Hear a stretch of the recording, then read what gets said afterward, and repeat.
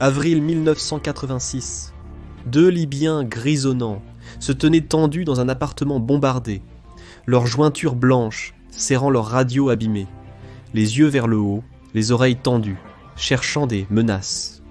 Un grincement mécanique perçant a interrompu la tension lorsqu'une batterie surface-air missile proche a pivoté, son radar se verrouillant sur une cible fantôme. Des missiles ont jailli des lanceurs, traçant des traînées de feu dans le ciel. À 50, 385 mètres d'altitude, deux pilotes en combinaison spécialisée ont regardé leur tableau de bord, alors que des signaux d'alerte retentissaient. Dans tout autre avion, de telles alertes de lancement de missiles les auraient fait frissonner.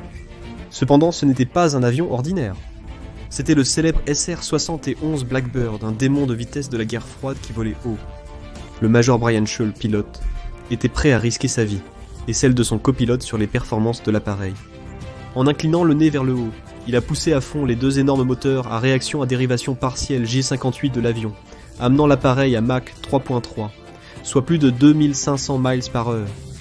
À cette vitesse, l'avion poussait ses limites à l'extrême, couvrant 1 mile toutes les 1,5 secondes, et filant dans le ciel plus vite qu'une balle de fusil. Rien ne pouvait rattraper le traîneau, comme Shull et son officier de système de reconnaissance ou responsable sécurité opérationnelle Major Walter Watson, appelé le Blackbird. Deuhl a tenté de réduire les gaz du Blackbird au sud de la Sicile. Seul l'indicateur de vitesse de l'avion montait toujours plus haut. Mach 3.8, Mach 3.9, Mach 4. Personne n'avait jamais volé aussi vite dans un avion de production. Inquiets, les pilotes sont tentés de couper les post-combustion. Sans effet. Puis un événement étrange est survenu. Un silence soudain et inquiétant. Le moteur a calé. Les appareils électroniques clignotaient. Ils flottaient au-dessus de la courbe bleu-vert brillante de la Terre, dans l'atmosphère noire. Soudain, les instruments ont repris vie. Mais le ciel avait changé. Ils avaient glissé à travers le temps, survolant les cieux marqués par la bataille de l'Europe en 1944. Des kilomètres plus bas se trouvent d'interminables formations de chasseurs de la Luftwaffe, des explosions de flaques déchirant les nuages, les forces alliées au bord de l'invasion de la Normandie. Ce Blackbird solitaire, armé uniquement de vitesse et de furtivité, pourrait-il faire pencher la balance en faveur des Alliés? Ou cette prouesse technologique de la guerre froide ne sera-t-elle qu'un fantôme précurseur?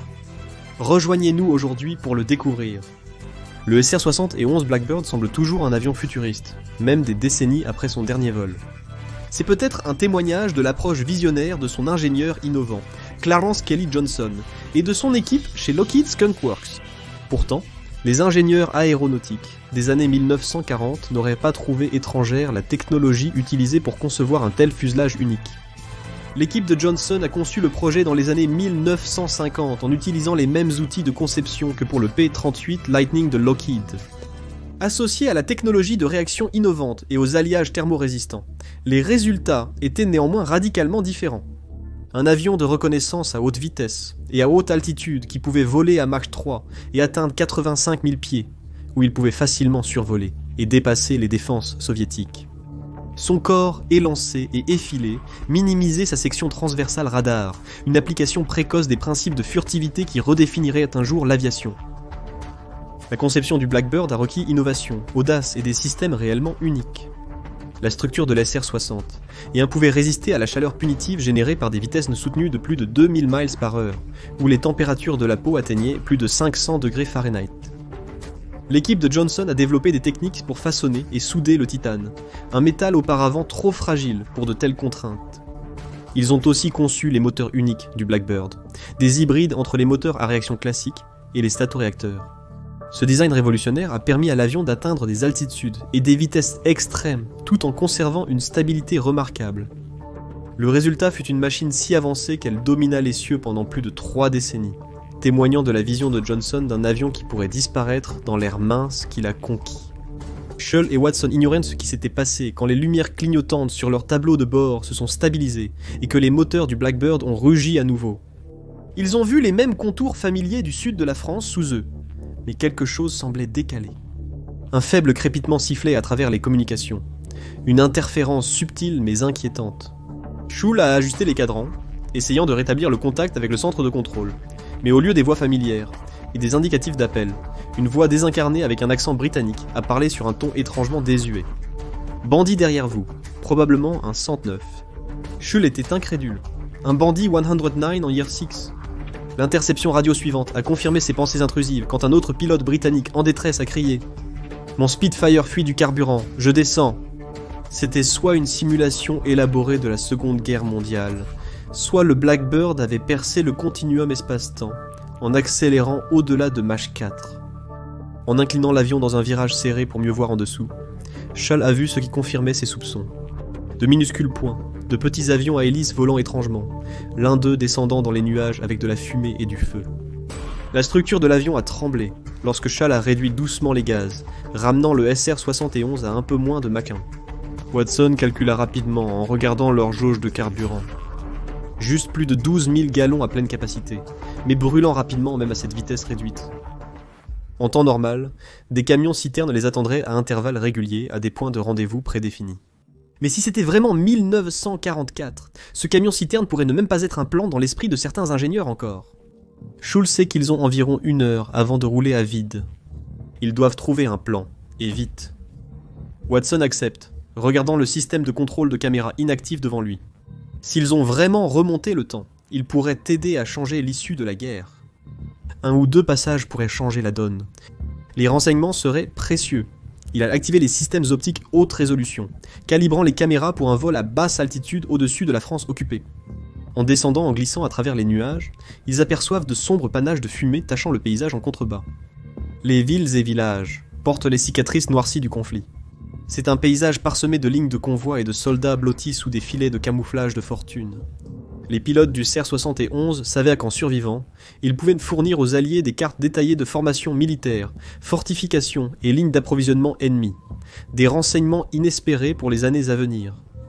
Leur trajectoire les a conduits vers le nord, et à l'approche de la côte, un silence tendu s'est installé dans le cockpit. Schulz tapota la jauge de carburant, réfléchissant à ses options. Ils ont tous deux réalisé que leur voyage était sans retour. Pas de pétrolier, aucune idée d'où ils pourraient atterrir, et aucune pensée de faire demi-tour. C'est alors et là que Schall et Watson ont forgé un nouveau plan de vol. Un passage au nord-est de la côte française à travers la Normandie, avec un rapide virage vers le nord-ouest au-dessus de Berlin. Ensuite, localiser un aérodrome outre-Manche et y faire atterrir le Blackbird sans encombre pour récupérer les précieux renseignements à bord. Les 2 pilotes savaient qu'ils ne reviendraient probablement jamais à la base aérienne de Beale en Californie, le foyer des Blackbirds aux États-Unis.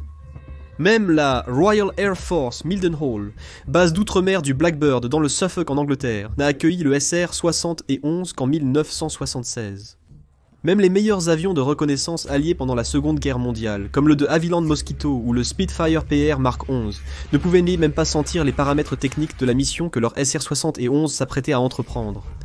Malgré leur lenteur et leur vulnérabilité face aux chasseurs et batteries de flak ennemis, les avions de reconnaissance de la Seconde Guerre mondiale excellaient grâce à leurs caméras verticales et obliques de haute qualité. Équipées de lentilles et offrant à conquérir des longueurs focales allant jusqu'à 36 pouces, ces caméras capturaient dans des détails complexes, sur une impressionnante 15 miles carrés en un seul cliché. La suite de reconnaissance du SR-71, en comparaison, a été conçue pour capturer des détails inégalés sur de vastes zones. Le composant principal était la caméra à barre optique, qui pouvait photographier un étonnant 100 000 miles carrés de l'horizon gauche du pilote à son horizon droit en un seul passage, ou en termes concrets, la moitié de la totalité de la France et presque les 3/4 de l'Allemagne. Les systèmes de caméra du Blackbird pouvaient produire des images si détaillées que ces ingénieurs pouvaient discerner des objets jusqu'à 1 pied de taille à partir de 85 000 pieds de haut, idéal pour cartographier les mouvements de troupes, l'infrastructure ennemie et les lignes de communication. Pour mettre cela en perspective, on sait que les équipes de reconnaissance ont pu distinguer la marque sur un paquet de cigarettes posé à plat, sur une table de pique-nique, à partir d'une photo prise à 80 000 pieds. De plus, le Blackbird était équipé de caméras d'objectifs techniques, conçues pour capturer des images précises de zones cibles à haute altitude. Il était équipé d'un radar latéral pour cartographier le terrain malgré la couverture nuageuse.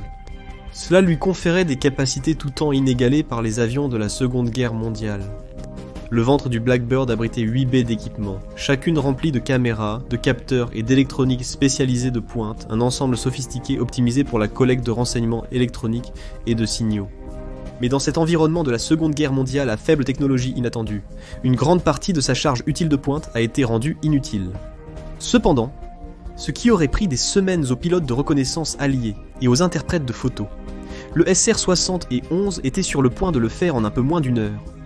Pas un mauvais retour sur investissement, même à un frais de fonctionnement de 200 000 $ par heure. Scholl et Watson observèrent la France depuis leur visière réfléchissante. Tous deux savaient que c'était une mission unique. Le SR-71 Blackbird n'était pas un simple jet, mais une merveille de l'ingénierie humaine. Une machine si spécialisée, si futuriste, que chaque pièce était soigneusement réglée pour une vitesse, une chaleur et une altitude extrême. Une croisière à Mach 3 nécessite un carburant entièrement repensé. Le carburant à réaction standard de la guerre froide aurait dû être combusté en un enfer dans ces conditions. Alors Pratt Whitney a développé le JP7, un carburant si résistant à l'allumage que vous pourriez y jeter une allumette sans provoquer d'explosion. En fait, le JP7 était si obstinément non volatile que Lockheed a dû développer un système d'allumage séparé en injectant du triéthylborane juste pour démarrer les moteurs. Ce produit chimique volatile s'enflammait au contact de l'air, produisant une flamme verte lorsqu'il démarrait le mélange de carburant. Le SR-71 était un behemoth crachant du feu. Alors qu'il réduisait la vitesse pour économiser du carburant, le SR-71 commença à fuir à travers sa structure, une particularité inhérente à sa conception. Au sol et à basse vitesse, le SR-71 ne pouvait pas retenir son carburant. Sa peau en titane, conçue pour se dilater à la chaleur, ne se ferme hermétiquement qu'au-dessus de 60 000 pieds, où les températures fusionnent dans sa peau métallique plus étroitement que tout chalumeau de soudage. En refroidissant, des espaces réapparaîtraient, laissant le JP7 s'écouler en ruisseau le long du fuselage. Non seulement le carburant, mais aussi la structure même du SR-60, et un était spécialement conçu pour les conditions de vol les plus rudes. BF Goodrich a dû développer des pneus spéciaux, renforcés d'aluminium, pour supporter le poids immense du jet, soit 170 000 livres ou 85 tonnes. Ces pneus ont été conçus pour ne résister qu'aux atterrissages. Après cela, ils étaient trop usés pour gérer la descente brutale du SR-71. Il y avait ensuite l'équipement que Scholl et Watson portaient. Ils avaient besoin de combinaisons spécialisées pour rester en vie à ces altitudes, où l'atmosphère était si mince que les fluides corporels pouvaient bouillir à 98 degrés Fahrenheit. Les combinaisons de pression du Blackbird, adaptées des combinaisons Gemini de la National Aeronautics and Space Administration, empêchaient le sang des pilotes de bouillir, leur permettaient de respirer et les protégeaient en cas de perte de pression du cockpit ou d'éjection. Ce n'était pas qu'une combinaison de vol, mais un cocon contre la mort elle-même. Ici, en 1944, si quelque chose se cassait, conduite de carburant, système d'allumage, jauge de pressurisation, ils étaient coincés. Le SR-71 était un chef-d'œuvre trop avancé nécessitant une technologie, des compétences et une infrastructure qui n'existeraient pas avant des décennies. Aucun ingénieur mondial, allié ou de l'Axe ne pourrait reproduire ces systèmes complexes. Scholl et Watson pourraient essayer de tout expliquer, s'ils vivaient. Mais comment pourraient-ils enseigner à des gens du passé à construire une machine du futur? Ce serait comme expliquer les atterrissages d'Apollo 11 à Galilée Galilei. La réalité était claire, carburant épuisé, mission singulière. C'était le seul passage du SR-71 dans le ciel de l'Europe occupé par les Allemands, et ils devaient le faire compter. Scholl a guidé le Blackbird dans un arc de cercle au-dessus de la côte normande. Au lever du brouillard matinal sur les plages, Watson aux caméras. Ils ont filmé tout le secteur en quelques secondes. Ils se sont enfoncés dans les terres. La caméra cartographiait en bourdonnant les formations d'axes, colonnes blindées et lignes d'approvisionnement serpentant l'intérieur français. Watson a déplacé leur trajectoire vers le nord, frôlant les champs de Paris et suivant le cours de l'Escaut, où les troupes allemandes se regroupaient autour de ponts stratégiques. Ils ont poursuivi vers Berlin, les caméras du SR-71 enregistrant chaque détail avec une netteté saisissante. Des chars individuels se tenaient en formation précise, leurs coques d'acier brillant sous le regard vigilant de Rommel lui-même. Schell a réduit la vitesse dans un virage contrôlé, entamant une descente lente et maîtrisée au-dessus de la Manche. La Normandie n'était guère plus qu'une mince ligne à l'horizon. Arrivé à la Royal Air Force Burton Wood, la plus grande base aérienne d'Europe à l'époque, les avertissements de carburant retentissaient, et la piste paraissait très courte depuis leur altitude. Scholl a aligné l'approche du mieux qu'il pouvait, forçant la vitesse du Blackbird jusqu'à sa limite absolue. Les roues ont touché le sol, les pneus ont crissé et craché de la fumée en brûlant contre l'asphalte. Scholl a relevé le nez, alors que le parachute de sécurité se déployait, utilisant chaque once des pneus renforcés du jet pour tuer l'élan avant, mais l'élan était implacable. Et avec un dernier tremblement secouant, le SR-71 a dérapé à la fin de la piste, ses pneus renforcés d'aluminium soulevant des graviers et de l'herbe alors qu'il s'arrêtait à quelques mètres d'une haie de fermiers. Scholl et Watson sont descendus, accueillis par un mélange de personnel de la Royal Air Force aux yeux écarquillés, et d'officiers alliés qui s'efforcèrent de comprendre cet oiseau à l'aspect futuriste qui venait de déchirer leur piste. Schul les a vite informés qu'ils étaient des États-Unis. Des pilotes de l'Air Force d'une autre époque demandent à l'équipe au sol de collecter les boîtes de film des caméras de l'avion. Schul s'est écarté pour parler à un homme qui semblait moins choqué que les autres. Un ingénieur grand et aux yeux vifs dans une veste Lockheed. Schul acquiesça. Kelly Johnson? Clarence Kelly Johnson, l'inventeur du P-38 Lightning, regardait le SR-71 avec émerveillement, à peine capable de traiter la structure aérodynamique noire et élégante. Les images traitées révèlent un niveau de détail stupéfiant. Des chars, positions d'artillerie, dépôts camouflés et centres de commandement de l'axe scintillaient comme des joyaux dans l'émulsion. Les interprètes de photos au QG ont analysé les clichés, révélant pour la première fois chaque position clé de l'axe et route d'approvisionnement. Pour les stratèges alliés, c'était un cadeau inespéré, une carte routière leur permettant de frapper avec précision. En quelques semaines, Eisenhower et ses généraux ont revu leur stratégie, réorientant les troupes pour exploiter les faiblesses des défenses allemandes. Le résultat fut une série de frappes chirurgicales brisant les lignes de l'axe, les forçant à des retraites trop rapides pour se regrouper. Le brouillard s'était dissipé du champ de bataille. À Noël, sans endroit où se cacher, le haut commandement allemand a été mis à genoux. Le SR-71 Blackbird, conçu pour la guerre froide, n'a peut-être survolé qu'une seule fois les champs de bataille européens ravagés par la guerre.